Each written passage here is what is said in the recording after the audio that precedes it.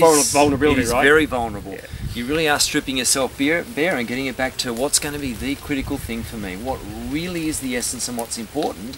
And it's interesting when you can relate it back to that. Yeah. It takes a long time to get to that. Yeah. Draw on that and the answers come. So and they're quick and they're easy. So really, you know, to round this off, that intra-relationship we talk about with ourselves is critical.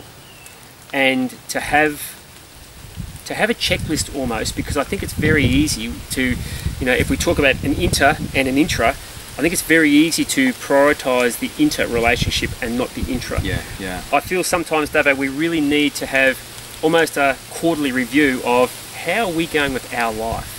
Am I getting enough rest? Am I getting enough exercise? Yeah. You know, my pet dislike in the industry is, why do people in our industry move, who are coaches or personal trainers, move like crap?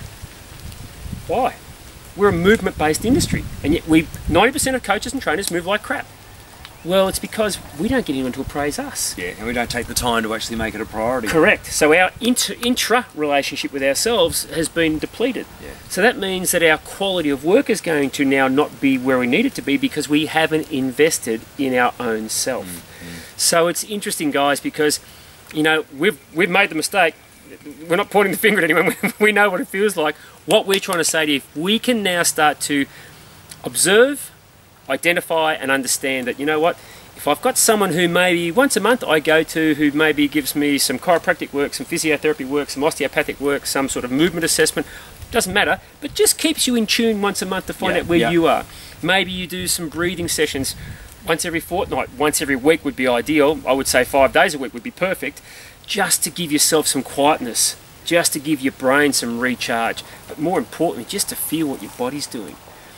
Maybe if you gave yourself some family time, and it hasn't got to be family father-son, it can be family father or person nephew or you know, niece or friends next door's kids, who just go and play. Yeah, connect to people for whom time's important, not Yeah, things. yes. And you know, I think realistically for me the biggest thing is go and do stuff that really made your passion, really made your life purposeful. For me, it was horses and football. So if I get a chance to kick a footy, I go and do it. If I get a chance to go and ride a horse or pet a horse, I go and do it. Do that, because that's just your soul.